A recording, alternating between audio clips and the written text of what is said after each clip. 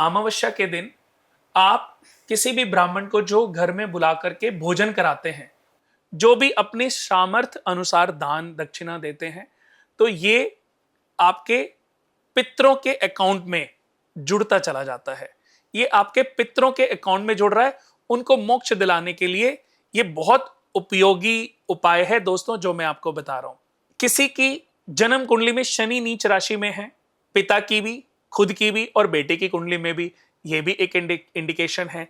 यानी कि किसी सर्वेंट, किसी सेवादार, किसी काम करने वाले व्यक्ति का पाप आपको लगा हुआ है, उससे मुक्ति आपको, ये इंडिकेशन है।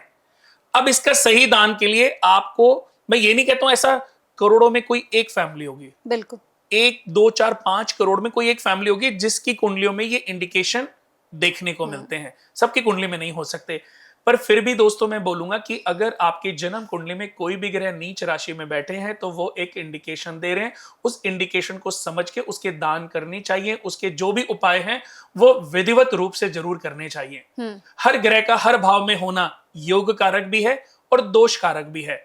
अगर किसी जातक की जन्म कुंडली के 10th भाव में वीनस 2 नंबर में या 7 नंबर में बैठ जाए तो इससे मालव्य महापुरुष योग बनता है। मंगल उच्च के बैठ जाए तो रोचक महापुरुष योग बनता है। लेकिन मंगल के 10th भाव में होने से एक दोष भी बनता है, इसको बोलते हैं क्रुअल्टी, जालिमाना ऋण दोष। ऐसा व्यक्ति अपने पाप का भी प्रायश्चित करने के लिए आया है, यानी कि उसने पिछले जन्म में किसी से कोई चीज ली और वापस नहीं करी, वो उसको चीज रिटर्न करनी है। तो इसका अब ये तो पता नहीं कि हमने चीज क्या ली और क्या वापस करें, तो इसका उपाय है कि अपने वजन के बराबर आटे की गोलियां बनाकर मछलियों को, ये सारे ये ऋण भार हैं, ये पैतृक ऋण है।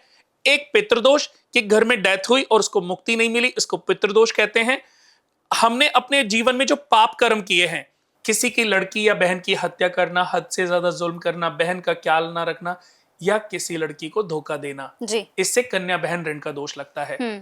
किसी मंदिर को तोड़ देना, पीपल का पेड़ काटना, नास्तिक हो जाना, भगवान का अनादर करना, चाहे वो मस्जिद हो चाहे वो चर्च हो, किसी का भी अपमान करना, तोड़ना, अपने जो रिचुअल्स होते हैं उनका पालन ना करना, अपने घर वालों की आज्ञा ना मानना, इससे सवदोष ऋण दोष बनता है। दुनिया का सबसे बड़ा दोष होता है सवदोष ऋण दोष।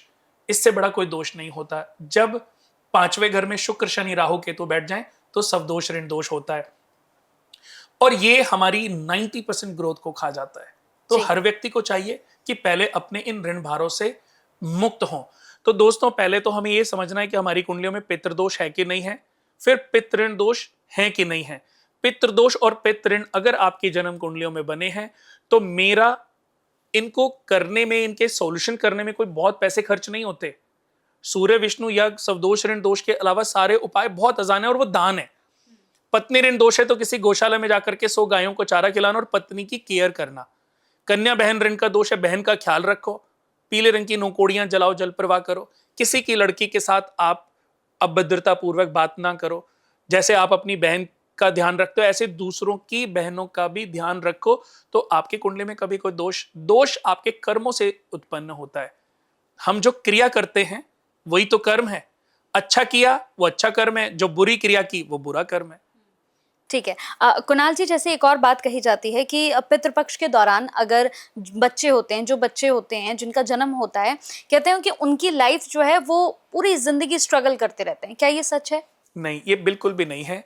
कभी कभी मैं बता दूं कि हमारे कोई पूर्वज होते हैं, उनकी अगर डेथ हो जाए या हमारे घर में जो बच्चा जन्म लेता है, तो इसका तात्पर्य है कि ये कोई पूर्वज, कोई पीढ़ी दर पीढ़ी, कोई पूर्वज आज से 3 पीढ़ी पुराने, आज से 4 पीढ़ी पुराने, किसी पूर्वज का ही 10 पीढ़ी पुराने, किसी पूर्वज का ही जन्म हमारे घर में दोबारा से हुआ है। तो ये तो बहुत अच्छी बात है कि अगर पितृ दोष में, पितृपक्ष में, एक्चुअली पितृ दोष तो इनको कहते हैं, इसको पितृ पक्ष बोलना चाहिए कि ये पितरों का पक्ष है। तो इसको पितृ दोष बोलना गलत है कि पितृ पक्ष में अगर कोई भी जन्म लेता है तो ये बहुत ही शुभ कारक योग भी होता है कि वो बच्चा आपके पूर्वजों से दोबारा आपके घर में जन्म लेकर